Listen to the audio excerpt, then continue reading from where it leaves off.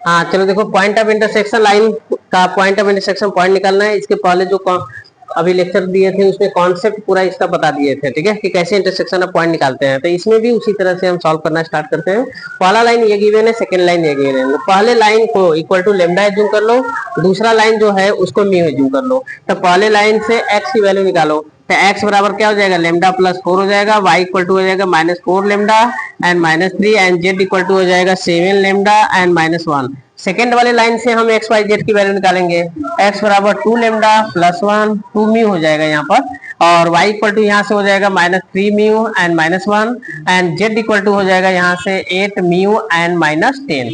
तो point of intersection निकालना है तो पहले लेमडा म्यू की वैल्यू निकालना पड़ेगा। अब दोनों में क्या करेंगे, जब दोनों लाइन एक दूसरे को इंटरसेक्ट कर रहा है तो पहले लाइन पर जो एक्स वाई जेड की वैल्यू होगा दूसरे लाइन पर जरूर वो एक्स वाई जेड की वैल्यू होगा। मतलब पहले लाइन का एक्स की वैल्यू और दूसरे लाइन का एक्स की जो वैल्यू है वो दोनों इक्वल कर दो। तो इक्वल करोगे तो देखो lambda plus 4 equal to 2 mu and +1। यहाँ से लेमडा की वैल्यू निकालोगे तो 2 म्यू 4 उस साइड जाएगा तो -3 हो जाएगा। पहला इक्वेशन मान लो, y इक्वल टू इक्वल कर दो। अब तो y बराबर दिया है -4 lambda -3 equal to -3 mu and -1। यहाँ से देखोगे -4 लेमडा इक्वल टू -3 उस साइड ले जाओ, -3 म्यू +2 हो जाएगा। लेमडा की वैल्यू दूसरे वाले इक्वेशन में पहले वाले इक्वेशन से उठा के सब्स्टिट्यूट कर दो। तो पहले वाले इक्वेशन से सब्स्टिट्यूट करोगे तो -4 इंटू लेमडा की वैल्यू रखो 2 म्यू -3 इक्वल टू -3 म्यू +2, अंदर ले जाकर मल्टीप्लाई करो तो यह आएगा -8 mu +12 equal to -3 mu and +2।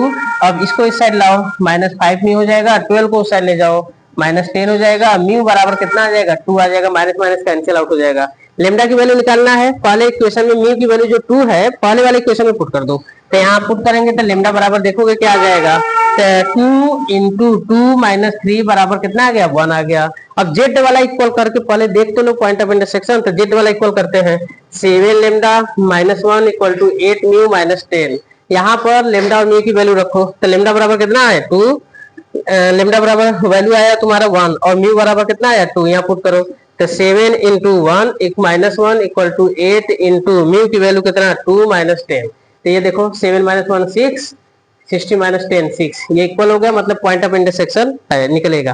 तो पॉइंट ऑफ इंटरसेक्शन पॉइंट निकालना है तो ये जो लेमडा की वैल्यू है 1 उठा के इसमें पुट कर दो, वही पॉइंट ऑफ इंटरसेक्शन। तो यहाँ पर पुट करते हैं तो पॉइंट ऑफ इंटरसेक्शन जब फाइंड करोगे तुम तो x की वैल्यू देखो, लेमडा की वैल्यू पुट करो तो 1 + 4 5 हो गया, यहाँ 1 पुट करो तो -4 -3 -7 हो गया, यहाँ पुट करो 1 इंटू 7 7 -1 6 हो गया। देखो अब ऐसे ही अगर म्यू की वैल्यू 2 उठा के यहाँ पुट करोगे तो यही वैल्यू आएगा। पुट करके देख लेते हैं इसमें भी, तो म्यू की वैल्यू 2 पुट करो तो 2 2 4 +1 कितना हो गया 5, यहाँ 2 पुट करो -3 इंटू 2 -6 -6 -1 -7 हो गया, यहाँ पुट करो तो 8 इंटू 2 -10 इक्वल टू कितना आ गया 6।